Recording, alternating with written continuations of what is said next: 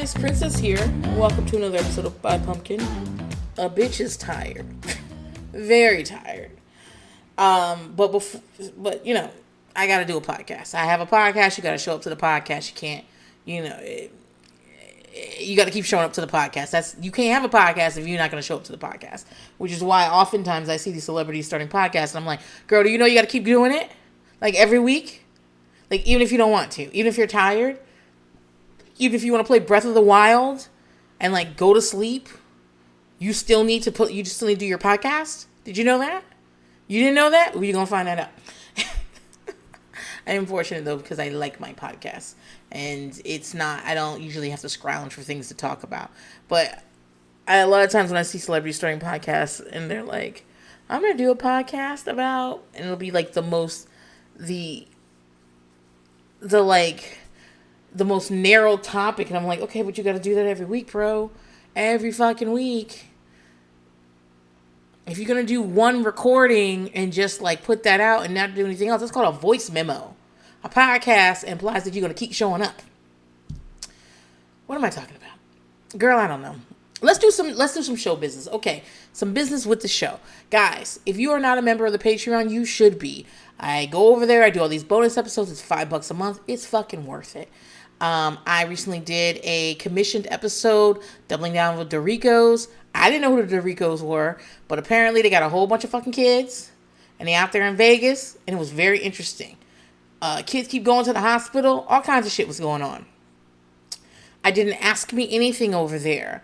That's 2 hours long where I'm answering questions about sex, love, and when to fucking quit.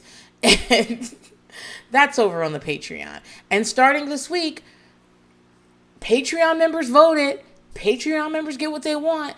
And they decided that they wanted to get a bonus series of Celebrity Rehab. So, Thursday, or maybe earlier if you guys get your episodes earlier. If you get your episodes, blah. Or maybe earlier if my schedule's weird this week, so I might end up putting it out earlier. We'll see. But starting Thursday, we're going to start with Celebrity Rehab Season 1, Episode 1. Okay? It's going to be some dark shit, but you know, my By Pumpkin heads love dark shit, so I'm sure we'll have a good time. I also want to remind you guys, you should be giving me a review, a 5-star review, okay? Like, do it. Tell people why you keep showing up here listening to this. You keep showing up, don't you? Tell somebody why. And if you have the time, follow me at OK Then Princess on Instagram and Twitter. And follow me at By Pumpkin Podcast on Instagram. I think that's all the information I need to give you guys, right? I think that's it. Okay, let's get started. We're back on Mob Wives. Last week I did a bonus episode on Drag Race All-Star season. Gosh, is this 6? Yeah, season 6.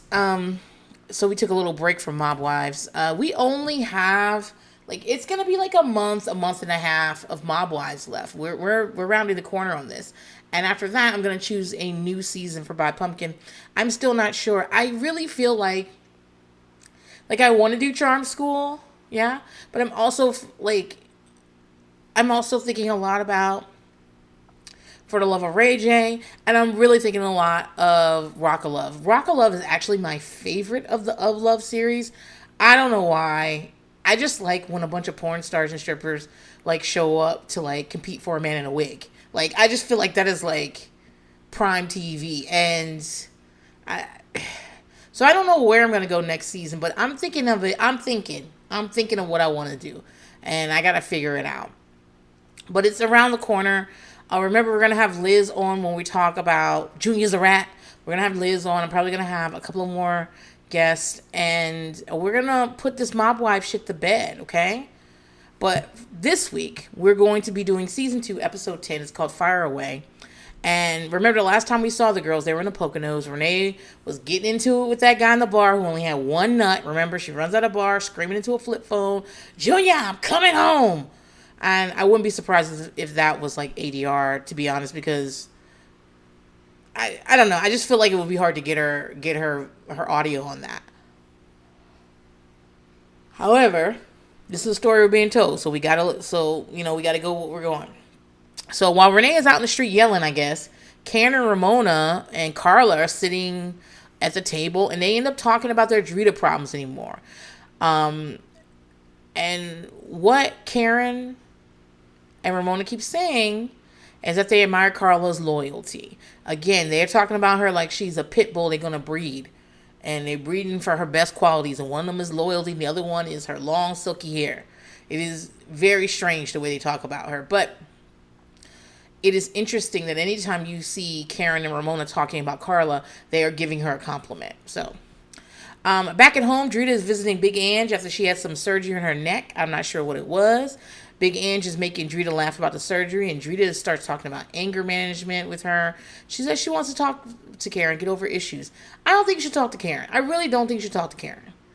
I don't. I feel like whatever's going on with Karen is going on with Karen. Even though, I'll say this, Karen often seems to be very reasonable. Except for when she isn't. Except for when she's doing the Dougie all through somebody's fucking birthday party. Jumping up on top of people's backs and shit. Screaming at people that she's gonna fucking fight them, and then telling them that I like you. Except for those times. But a lot of times, amongst these girls, Karen will stop and be like, okay, let's not talk about that. Or, all right, it is what it is. So Carla, the next scene, Carla's talking to Joe. She's on the phone. She's still in the Pocono. She's calling Joe in the halfway house. And she's telling him what's going on with the bar, how they got in a fight, all of that. And she's asking him when he's going to get out of the halfway house. And he says a couple of days. And that makes her very happy. She's cheesing and shit. And I just wondered, is this a normal conversation for her and Joe? Or is this something production made her do? Because if this is a normal conversation, this is like... So, if you ever know some Real Housewives of Atlanta, a lot of times they get to the place they're having the vacation. They stand up, they pick the rooms. They argue over the fucking rooms. They pick the rooms, whatever. And then everybody calls home. They check in on their babies. They talk to their partners and everything. This is a very much like a call to your partner, not to your ex-husband. And I don't know. I wonder if this is something that Carla was doing at the time, or is this something production was like, call Joe and see when he's getting out of, almost said rehab, when he's getting out of the halfway house. And guess what? Remember last time we saw Renee, she was screaming she's about to go home? Well, she didn't fucking go. She said she wanted to wait until morning to decide. The truth is, they were only in the Poconos. Gosh, 2 nights and 2 days. It seems like they got there on a Friday night. They spent all day Saturday there, and then they went out that Saturday night, and then they left Sunday morning. That's what it seems like. They weren't there that long. And they got into the fight at the bar on Saturday night, and they were supposed to leave on Sunday. So I'm sure production was like, girl, you're leaving here in 9 hours anyway. So sit down. But whatever. She says that the guy had called them fucking bitches. And, Karen's like, I didn't hear that. Nobody else heard it. She was like, I heard it and security heard it. And I was like, okay. Far be it from me to say a bouncer will be lying. But I just feel like they didn't hear it. I feel like Renee was screaming that he said that to them, and they were like, okay, he's got to go. You can't be up in here starting shit. I don't feel like they were like, yeah, and I heard him say fucking bitch too. I don't know. Karen says that Renee, if you can laugh off things like this, you should, because you don't call the men, she says our men, but Karen ain't got no man. I said that I said I said that I really value somebody having a man. I don't, but I'm just saying there's no one she's gonna call. But but she's like, we don't call them in because you know how they get in these situations. And I agree. And Junior's Junior's a felon. Junior's out on bail. Stop calling Junior places so he can get arrested. I don't know. I find this to be I've like been friends with girls who like anytime someone looked at them funny, they'd be like calling their man, and if he didn't come up there and beat somebody up, it would be a problem. And I'd just be like, well, we could just leave. Like, in the time it takes you to call him to come up here and fight people, we could just go to a different bar. I don't get it. I think it makes Renee look weak to me. To me, it makes Renee look weak. But fine. I just, the dude was drunk. I don't think it was that serious. You got a camera in a fucking place called Shenanigans. Never go to a place called Shenanigans because it's going to be stunts and shows, baby. And I don't know. I agree with Karen on this. So it's the last day in the Poconos and they decide to go shooting. And I'm going to just put this out here. The last thing Renee needs is a fucking gun. Renee has a temper. Nobody should have guns. That's not my stance in life. I don't think most of the people I know need any guns. That's all I'm saying. My husband would beg to differ, but I know, God damn it, I don't need a gun because I have a temper. And I don't want to shoot people. I don't want to shoot, so I don't want to get in a fight with my husband and shoot him and then be like, damn, now he's dead. I don't want to do that. So, like, I leave guns alone. And I think Renee should also leave guns alone. She's too emotional. She want to shoot people up. It's too much. But, you know, she's super fucking excited, you know, because she thinks she's like Bugsy Malone or some shit. Is Bugsy Malone a person? Is that a person that plays basketball? No, that's Karl Malone? Is Bugsy Malone a gangster? I don't fucking know. But she thinks she's somebody. Karen says the first time she saw a gun was when she was 6 years old. It was under her father's mattress. And she thought it was a gun that he brought back from Vietnam. She's sick. She was an idiot. So, I do think that, like, how fucking dangerous that is. Thank God she put the fucking mattress, you know, she put the mattress down and left it there and didn't grab the bitch and pull and, like, yank on it or some shit. Ugh. That's a fucking tragedy in the making right there. You know what it reminds me of? I recently rewatched 6 Feet Under. Yeah, I watched it from beginning to end, and yeah, it reminds me of Gabe and his little brother. Anyway, they go out to do some shooting with some dudes. They have a bunch of guns in a van. That seems legit. That seems fine.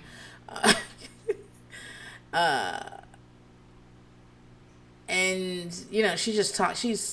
Renee's talking so much shit. She done made a target with a face on it, and I don't remember who she was supposed to be the face. Was it Junior's ex, the one with the hairdresser, or was it supposed to be Drita? I don't know. She made a dumb drawing of a face to put on there, and then started shooting at it and missing, talking all this shit and cannot handle a gun. She finally gets a gun. She keeps switching guns. She finally gets one and actually shoots and is like, I got her. So at least I'll tell you what. At least if Renee doesn't need a gun, at least I know she's a bad fucking shot. So, you know, then they all head back to Staten Island. They're all fucking happy, and I will be too. This is not a luxury trip. This is not the Beverly Hills girls going to Europe. This is not what this fucking is. This is a cabin rental in the fucking Poconos that looked really, I don't know, it looked, it smelled bad. And then you guys went to Shenanigans. I don't know. It doesn't seem like a trip to me. I'd be thrilled to be going home. So, back in Staten Island, Drita's going to be a model for her cousin's wife's swim line. She called and asked, she called and goes, Drita, are you still modeling? And I laughed so fucking hard. And Drita's like, yes, I am. Okay, Drita.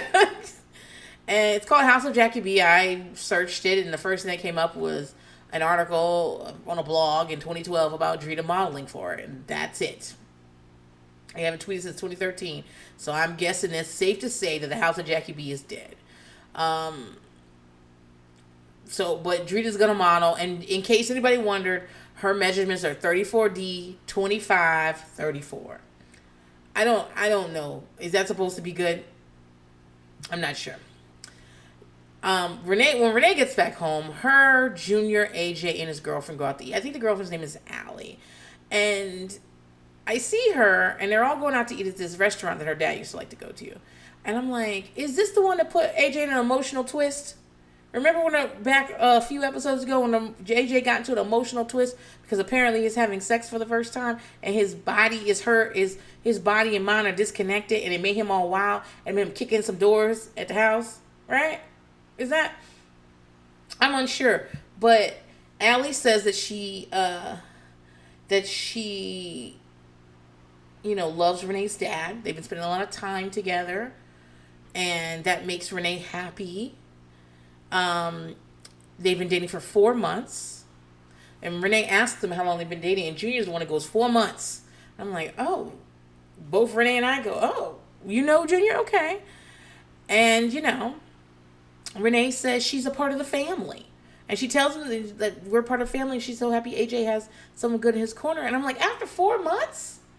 And I'm assuming this is a new girlfriend. It has to be a new girl. It can't be the last one with the emotional twist, because I don't know, will Renee be saying that? I don't know. 4 months is a short time. My stepkid is always being like, you need to get to know the love of my life, who I've known for 3.5 weeks, and they're going to be a very important part of my life. And I'm like, okay, okay, let me get their name tattooed on my fucking forehead. No, they're not going to be here soon, okay? You don't know that you've had a million boyfriends, okay? So fucking funny. And it's not like I'm downplaying the relationship, because the relationship, if you're 19 and you're in a relationship, the relationship is the relationship. You feel things just as intensely as a much older person. Just because the stakes are a little lower doesn't mean that you don't feel in the same way. So I try to show respect and everything, but I'm also like, I'm not getting involved in this, because you're not even gonna know this person in 10 years at all. At all.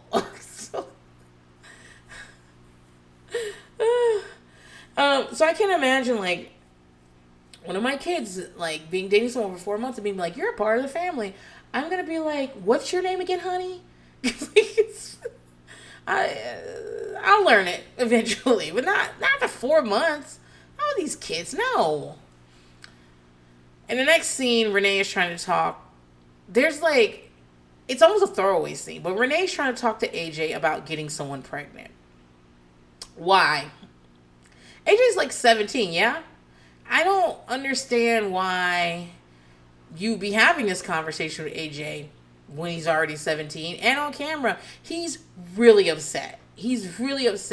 I think the reason I don't like it is because it feels humiliating to AJ. She's yelling about how 1 in 3 teenagers will get pregnant, and then she's explaining the difference. Is that true? 33% of teenagers get pregnant, even in 2012. Was that true? She's trying to explain to him the difference between latex and lambskin. AJ is screaming that he's not having sex. I don't know. I don't believe AJ, but whatever. Renee is saying that he needs to pass his info to his friends then. And I'm like, so what? AJ's supposed to go to school on Monday and be like, listen, guys, you know me, I'm not having sex. But my mom wanted me to tell you guys about the difference between lambskin and latex. Renee, leave him alone. Leave him alone, okay? You should have been had this conversation with him. You should be providing him with condoms, regardless of if he says he's having sex. You should be giving him condoms. And and even if you feel like you do need to continue to speak about this, and that's fine. I feel like open communication is great, but even pinning him down to scream at him about it while a camera's here is not, he's humiliated. And I would be too. I'd be like, God, Jesus Christ. He ends up getting up and running around the house to get away from her. And Renee's chasing him around the house. They're laughing. So it wasn't bad. It wasn't like I felt like she was going to do something to him. They seem to be laughing, and he's like running from his fucking old ass mom in the house. He's actually getting out of breath. Running from her because he doesn't want her to say lambskin again. I don't want to hear it either, AJ. I don't want to either. I talk to my kids about sex. I've been talking to my older boys about not just sex, but more like body things. And I would leave it to their father to talk to them about it, but he's not good at talking. And I heard him trying to have a conversation with Turtle one day, and I was like, oh, God, I don't want you to learn. He don't know nothing about sex. Don't listen to him. But I was in their room one night, and I was trying to explain, like, I was trying to talk about erections, and me and Cheeks were talking. Cheeks was laughing a lot, but we were having this conversation about erections and stuff. And Turtle is on the bunk bed. Cheeks is on the bottom, Turtle's on top. And I'm like sitting down there talking to Cheeks, and he's going, these are wild words, and like giggling and stuff, and telling me names he has for things. And Turtle just starts snoring. And I mean, it was the biggest Bugs Bunny snore, and it was like, oh. And I'm like, Turtle, you sleep? And he's like, oh. I was like, bro, you don't have to pretend to be fucking asleep. I'll leave. And he just keeps snoring. I'm like, you don't fucking snore like that. And Cheeks was like, I think he wants to go to sleep. So, I mean, I'm still better than Renee because the kid's not 17 and he's not on camera. But he did snore me the fuck out of his room. He fake snored me out of his room to stop saying the word erection. Cute.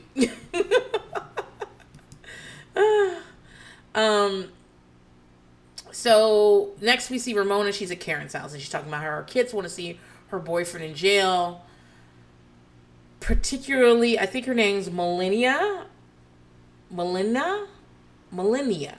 know. Melina's her name. And Ramona doesn't know if she wants to take Melina. And Karen says she's been there several times, both to see her own father when she was a kid, and then also to take Karina to see her father.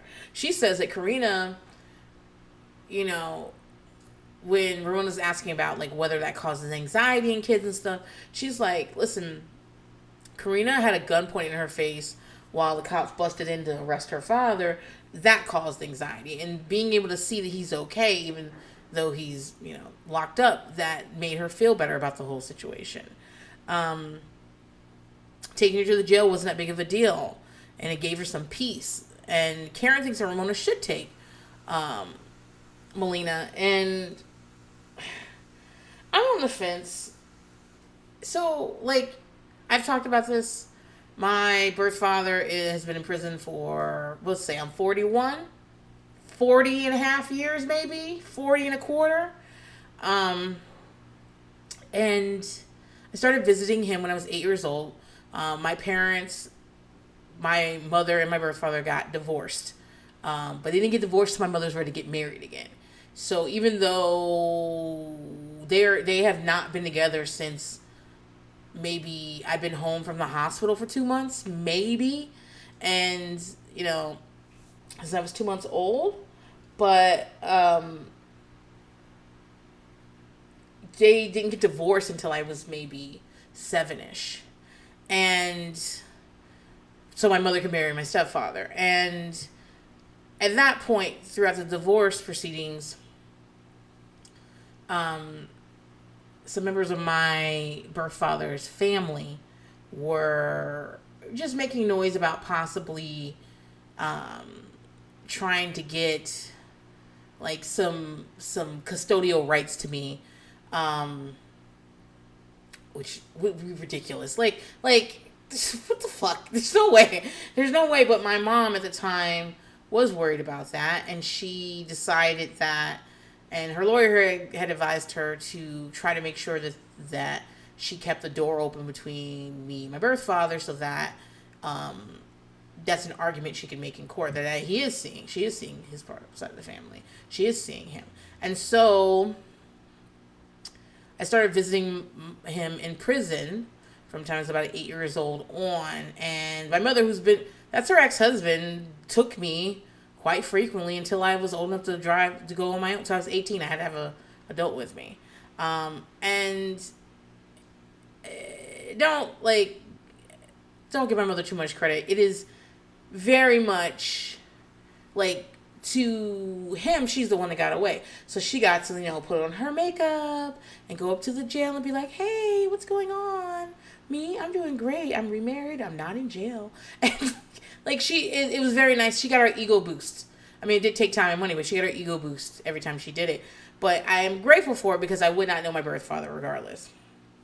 Even though he's not like exactly a parent in my life, I wouldn't know him if it wasn't for my mother doing that and making sure that even if it was twice a year sometimes that I did see him and he could call the house and she would mail letters to him for me. And it was, so like, it's not like I'm anti like visiting prison because I've done it since I was a young kid. I've always been patted down, often had dogs search me. That makes it sound like the dogs are patting me down. I mean, like, they have the dogs come and, make sure you're not bringing drugs in. Drug dogs, whatever. I've seen people be arrested there. I got my first period in prison. It's... I don't know if I talked about this. At orientation at college, somebody else was bringing their son. He recognized me because he's a guard at the prison my father was in. And I look like my father, very much so. And I'd been going there. I'd seen this man a million times. He recognized me at orientation. So, like it's always been a part of my life. I haven't seen him in a while because I haven't been back to Virginia in a while. And when I go to Virginia, my mother is nice enough to drive me 4 hours, or is it 5 hours, to see him in prison, just so I can go. He doesn't get visits unless I go. So she's nice enough to do that for me, but I haven't been back to Virginia in a while. And so like, it's not like I'm like, oh, never take a child to prison, blah, blah, blah, blah. It actually wasn't that bad. It wasn't terrible. But I do have questions about it because this is not Melina's father. And I just find it like, that was Karina's father. She was there when he'd been arrested and there were guns and people were screaming and stuff. And she, like Karen, I thought that made a lot of sense. Karen saying that, like, she just wanted to see that he was still okay. And I can understand Melina wanting that too. I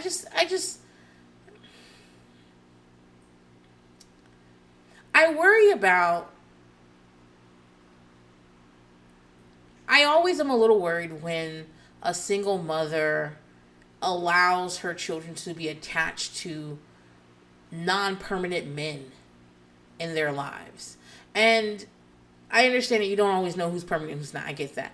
But I would be so protective of my kids being like attached to this man. Especially, I know what this man does. Ramona can say whatever she wants. She knows what it is. And I mean, she doesn't know details, but she knows what it is. And I'm just like, I wouldn't want my kids to like lean on him. And poof, he's fucking gone. I don't know. I just find, and I just feel like taking him to go to the prison to see him, I'm like, okay, what if he doesn't come out of there? So what? You're going to take Melina every month to go see her not daddy? What are you doing? I don't know. I understand that might come off harsh to some people, but I'm thinking long term, and I'm like, okay, so what do we go from here? Well, where Drita and Carla go is bowling. And there, Carla tells Drita about the Poconos. Drita says, did you have any conversation about me? But the way she says it makes it sound like they already talked about this. And good. Carla's being a good friend for once. Because again, I would have told Drita immediately, like, by the way, your name did come up. And basically, Ramona said you're lying, and it looks like Renee believes her, so be on the lookout for that shit. And that's how I would have left it. I don't need to do anything more than that. But, they go over it again, and Drita says that she didn't go out of her way to say that to... Drita says that she did not go out of her way to say this to to Renee, because she's not a rat like that. She doesn't like tell tales like that. And Renee asked her about it. Now, Drita's right and wrong on that. Like, she is, like, Renee did ask her. It wasn't Drita going on there being like, I heard this about Ramona. But, Drita, didn't you say this to Renee's sister-in-law? So did you not think it was going to get back to Renee? What's going on there? Carla tells her about Renee flipping out, and Drita's like, okay, well, Renee's going to have to flip out in front of me, because that's not how she's brought it to me so far.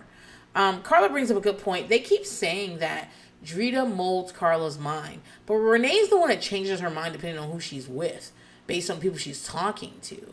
She flips so fucking hard in the Poconos. And Drita says that when she knew Ramona back then, Ramona had a nose in the air. She was a rich, spoiled bitch. That's interesting, because when she's talking about knowing Ramona, she's talking about back when she was friends with Karen. And that's back right after, like, early 20s and shit like that. They're in their 20s. And Karen's dating Lee, and Drita's one of her in her friend circle, and Ramona's her play cousin, so she's in her friend circle too. So why was Ramona a rich, spoiled bitch then? Is her family well off? Is that what it is?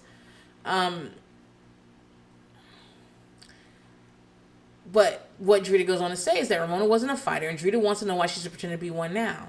She says Ramona has caused nothing but trouble in her life, and she wants her out of it. So then we see Drita going to Big Angie's house, because she's heated about stuff. She says that Big Angie's super positive, and she's always laughing. This is why I like Big Angie. I know people were like, Princess, why do you like Big Angie? She's such a non-motherfucking factor. And she is. But all her scenes are her being funny. Her making Drita laugh about her surgery thing, saying she thought she was going to die and shit. Now they're getting spray tanned together. And, you know, Big Ange says Drita's going to look nice and hot, and that Big Ange is going to look like an old douchebag. Like, she just says shit like that. That's why I like her. I think she'd be fun to hang around. Big Ange takes off her clothes, and this bitch is smuggling 2 beach balls in her bikini top. Now, she is 51 years old, and she is wearing a bikini, so kudos to her. But Big Ange has a porn star body. And so you understand what I'm trying to say by that. Gosh, I don't know how long ago it was, but remember I did that True Life series? It was on the Patreon, though, where I just did selected True Life episodes, and one of them was a woman who had, like, XXX breasts, like, the breasts were super huge, but she was like, I'm a mom, and she's, like, reading fucking 1 fish, 2 fish, 3 fish, blue fish to fucking kids, and these big-ass tits are, like, smothering the children and shit. I'm going to say the same thing I said then. Once you have, like, plastic surgery is one thing, you know, fillers and a nip and a tuck here. But once you start having extreme modification where you have these huge knockers and shit like that, you are entering porn star body. There is nothing you can do for a living except be a porn star at a certain point, because you have modified your body to a certain extent now, you know, or be a reality TV star. But those big ass boobs, Big Ange is knocking on porn star territory. You know, they pull down their suits at one point, not all the way down, but like they move their, like, the string on the side of their bikini bottoms. They are tan so fucking dark. They look like they're about to enter the Mr. Universe pageant. You know how no bodybuilders be putting that shit on them, make it look like, I don't know, Rachel Dolezal. They was dark, baby. And as a rule, I don't understand tanning at all. It's because I'm a black person. It just seems, I don't know. I just feel like you are probably a crew color, a lovely off-white beige color, and it's probably beautiful. And there's no need to, like, either lay in the sun and cook yourself till you're darker, or spray chemicals on your body until you're darker. I just don't get it. I don't get people's skin lightening either. I just don't understand. I don't understand. A lot of things, like hair extensions and even color contacts that I don't like, can be changed. You can pop them right back out and change. But I don't know. Changing skin color, even temporarily, is difficult for me to understand. Too, I have lots of questions about tan, especially like tanning bed tanning. Like, are you naked in there? Is it, how sanitized is that? Because it wasn't the last person naked in there. And how long do you stay in there? I lived with a white girl once who had like a membership card, and I was like, so what do you do? And she's like, I just go, whenever I feel like I need a glow. And I was like, okay. And then what do you do with your new brown skin? What do you do? I don't, it's difficult for me to understand. I'm sure some of the stuff I talk about on this podcast, on Twitter, whatever, is difficult for white people to understand. But I'm just telling you, that's like a blind spot in my understanding of life, is laying somewhere while something cooks you or spraying chemicals on you so you could be golden, I guess. Okay. But they seemed happy, and I'm always happy to see Big Ange, so it's fine. We check back in with Ramona and her daughter after they visit prison. At this point, they visited. She's taking them out to eat. And Melina is saying that it was depressing and sad. And she starts crying at the table. And Ramona's like, telling her not to cry. But like, what the fuck? What else is she supposed to fucking do? It's sad. And I bet you none of you have any answers. Like, because there are no answers. It looks like he's not getting bail. Or the bail's too high. It looks like you don't have a lot of answers about what the charges are going to be. Federal cases like that take a long time to go to trial. He could be in prison for like a fucking year waiting for fucking trial, man.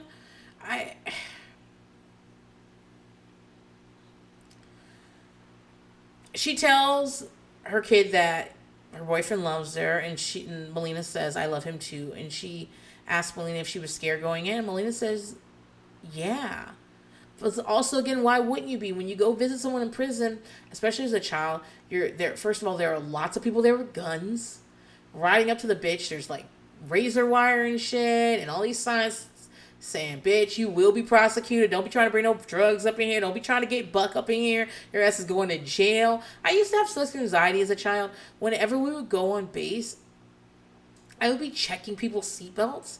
I had like night terrors that my dad wasn't wearing a seatbelt and the MPs pulled him out of the car and beat him and took him to prison. I don't know why. I just did. I'd be so worried. Now imagine you're Melina. All this shit's going on. Now you're going over to the prison. There's all these fucking... It's a hostile place. There's all the people with guns.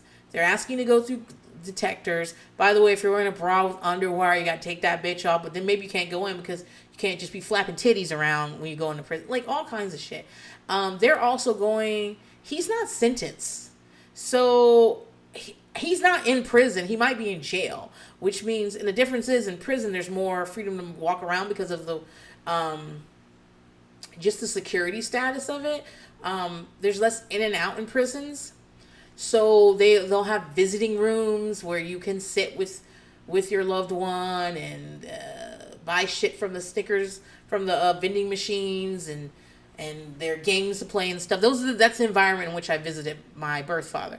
In jail, because there's a lot of in and out, because you're going back and forth to court, you're held there for court stuff, or if you have like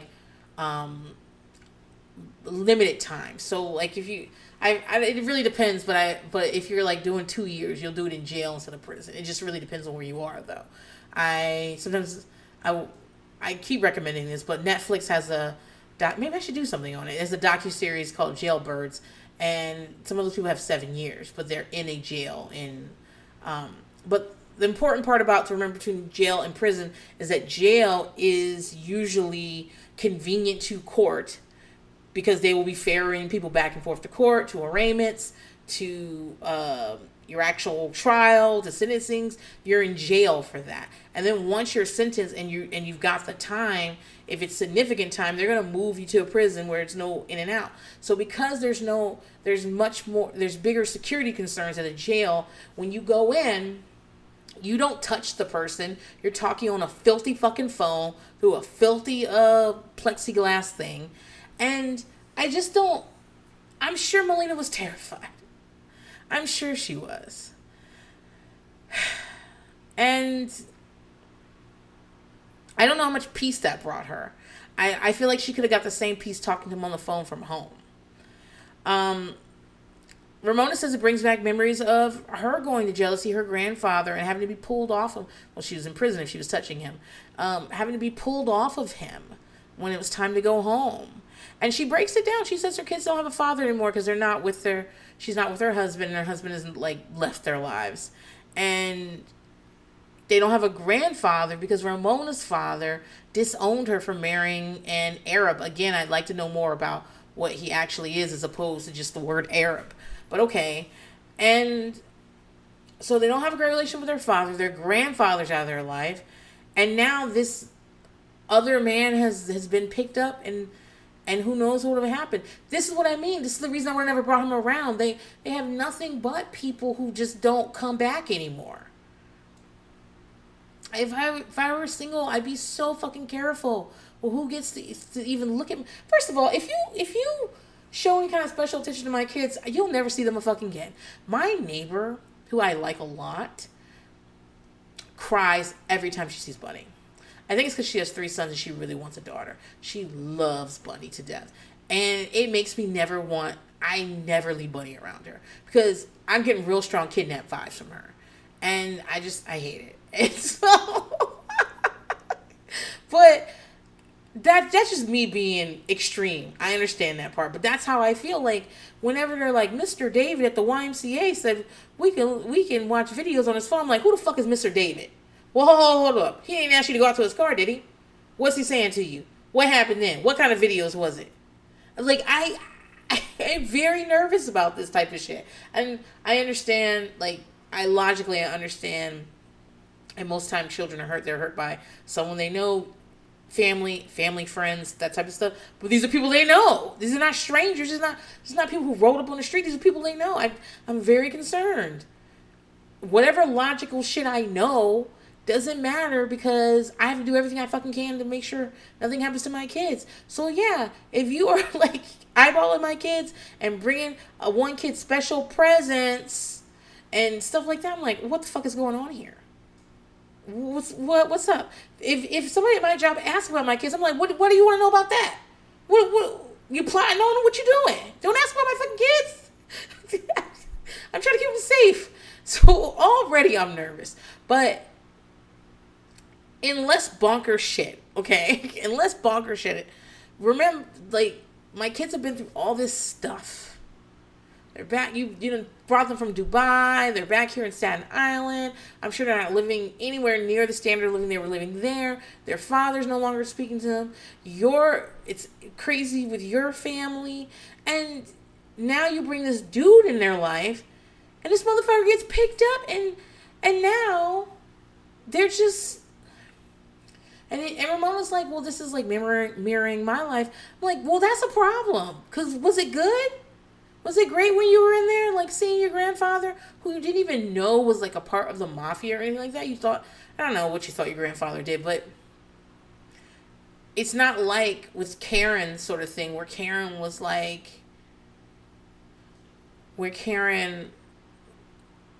had an idea about her dad most of her life. It's not like that. It's more like, you know, surprise. I don't know. I feel bad for Melina. I really do. And I wish Ramona were more protective of her kids. It's just too much. They do a short scene with Drita's photo shoot. She looks horrific, guys. That bathing suit. She looks bad. And not bad in a good way. She looks bad. She looks trashy. I'm sure it's cute to somebody, but she looks bad. And I'm just going to say there's a reason these swimsuits are not still in production. So Renee ends up going to Ramona's house. She doesn't even ring the bell. She just goes in. My in-laws do this to me. That stresses me out. Announce yourselves, bitches. Announce yourself and wait for me to tell you to come in. Don't just let me turn around the kitchen. Your ass is in my house. This is why I keep my doors locked. And also I have an alarm system. So anytime a door opens, it goes beep, beep. So I know, like if a door opens, I fucking know. But don't just go in someone's fucking house. I can't believe I'm sitting here arguing about this, knowing that they're in production. And production was probably like, "Come on in, Renee." um, so Drita has sent an email to Renee's BlackBerry about the whole situation, and it's basically saying, I'm telling the truth, and I will say it in front of Ramona, and I'll tear her to fucking pieces. And Renee says that she just played it smart and kept her mouth shut and just emailed back, I'm just trying to find the truth. What does that even mean, Renee? What does that mean? Like, Drita already knows that you know about this. You guys had a conversation. And you asked Drita, would she talk about it in front of Ramona? And then your ass got drunk in the fucking Poconos crying about this hairdresser that Junior's still trying to find and blurted this shit out. And it's not going to resolve anything. They're both going to say the other one's lying. And I mean, if you wanted to get it resolved, I mean, I guess you could do it while they're both in the same room. But again, they're just going to say they're lying. Somebody's going to jump across the table to somebody. I don't, like, that's what I'm saying. Like, Renee is not a bad bitch. She just isn't. She talks a big game, but she can't shoot, and she cries a lot, and and she doesn't confront people. So instead, she's gonna go over there and read this fucking email to Ramona, and Ramona says, "Listen, Drita's lied about everything." She says Drita has said that. Drita said it's because she wanted to put dirty laundry in the street. What? So when Ramona starts saying that Drita's fake and phony for putting dirty laundry in the street, I'm like, okay, but it's only dirty laundry if you actually said it. So if you actually said it, if you didn't say it, she's a liar. If you did say it, then she's putting dirty laundry in the street. What is that? What? And then she says that she wants to fight Drita. And if Drita does real damage to her, it's not going to end there. Drita better leave the country and better go back from where she came from. I'm going to be honest, that go back to where you came from sounded real, get out of my country. That's what it sounded like. And I'm like, I don't know. I think Drita just has the right to be here just as much as anybody else. And also, that sounds like some real bitch ass shit. Because what are you saying? That if Drita and you come to blows and Drita does some damage, Drita fucks you up, then what? You gonna get somebody else to fuck Drita up? That doesn't seem like the code of the streets. Or maybe it is. I don't know. I'm not on the streets. I don't know about the streets. But still. Renee is shaking during all of this. She's screaming that Carla should have stayed neutral and she's gonna fuck Carla up and calls her a loudmouth bitch. And she says that in the car ride home, she told Carla that if she wanted to keep breathing, she needed to stay neutral. Why isn't this neutral though? Why isn't this neutral? She told Drita that, hey, they're talking about you. This was said, so look out.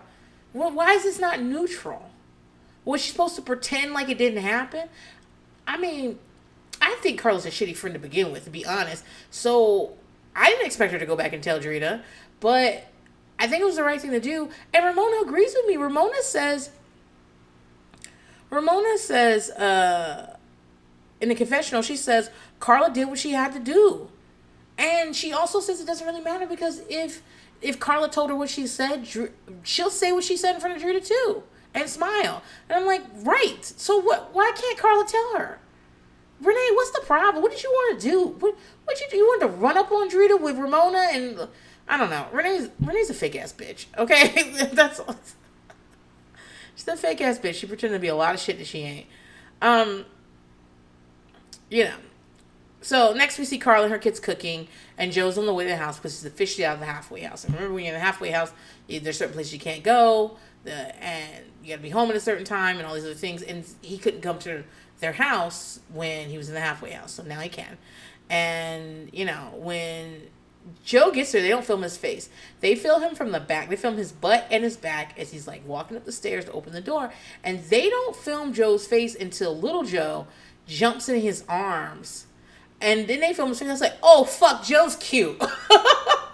Joe's fucking cute. I'm not saying I risk it all for him, but I risk a little something for him. He's cute, okay? And I did just watch his butt go up the stairs, and it was nice too. I don't know. Maybe I'm in the mood. I don't know. But Joe's cute. And I can see how Joe and Carla made a fucking cute ass couple. Like, if they, want to put some videos on OnlyFans, I pay $15 a month to see it. I mean, if it was consensual and they knew they were, I have $15. I could do 1 month maybe. Fucking cute as hell. So he's going around the house. He's like saying that it held up good in 6 years he's been in prison. I haven't seen Carla's house except for like her kitchen counter and shit. And Carla's house looks like the Cheesecake Factory too. Maybe this was the style. It's ugly. And I love the Cheesecake Factory. They have those avocado rolls, egg rolls. Bitch, sometimes I'm really like having a bad day and I just order it for pickup and I go get the avocado rolls. So what I'm saying is Carla's house made me hungry. So she shows us this little room. I guess it's an office or something. It has a futon in it. And she's like, yeah, so if you ever need a place to stay, you stay right here. And he's laughing. He's like, on the couch? And she's like, yeah, I mean, y'all not together. Yeah. And he's asking her where his stuff is. And she opens the hall closet. And he's like, oh, man. Like, it's very cute. Like, I'm shipping it. And so it's very cute. And she's like, what, was I supposed to look at it all the time? This is where your stuff is. His suits and everything. Carla's super happy, guys.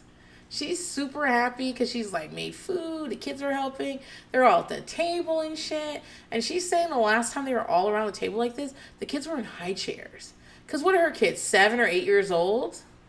Maybe? And he's been in prison for 6 years. And so it's like, I can see, like I said, first of all, they make a very nice looking couple. Like, they seem like they go together. And then you got your kids here, and they're all happy to see him. Little Joey is jumping on him over, and like he's carrying Joey around the house. Joey's got on like his gold figurine chain and shit like that.